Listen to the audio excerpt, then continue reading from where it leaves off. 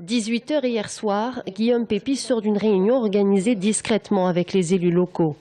Parmi eux, le maire de Tours et la sénatrice maire de Saint-Pierre-des-Corps ont été très clairs. Le fief de Marie-France Beaufils est aujourd'hui un nœud ferroviaire incontournable.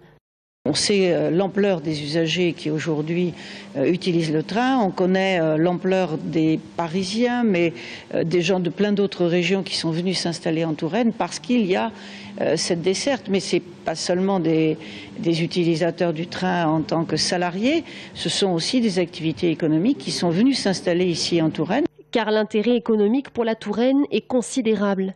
Perdre sur ce terrain serait lourd de conséquences. Pour le maire de Tours, il faut parler aujourd'hui d'une desserte incontournable, Tours-Saint-Pierre-des-Corps.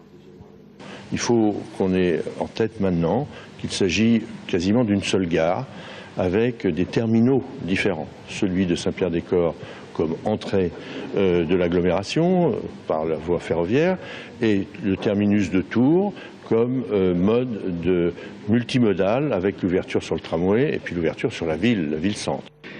Tours-Saint-Pierre-des-Corps, un espace ferroviaire qu'il faut savoir utiliser à bon escient. Les élus ont demandé à Guillaume Pépi de se préoccuper de la desserte entre ces deux gares, avec un cadencement qui corresponde aux attentes des usagers, mais également de s'assurer que les délais d'acheminement entre la capitale et Tours-Saint-Pierre-des-Corps soient réguliers et positionnés à des horaires stratégiques.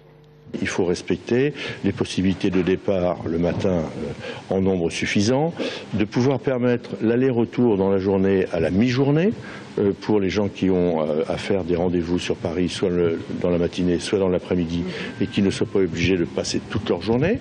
Et puis enfin, qu'on ait une capacité de pouvoir rejoindre aussi bien Massy, où il y a une possibilité de desserte, et puis Roissy, où pour l'instant, l'arrivée est en 11h45 après tous les départs de vols internationaux. Un premier échange qui a permis aux élus de poser leurs conditions et d'exposer leurs revendications.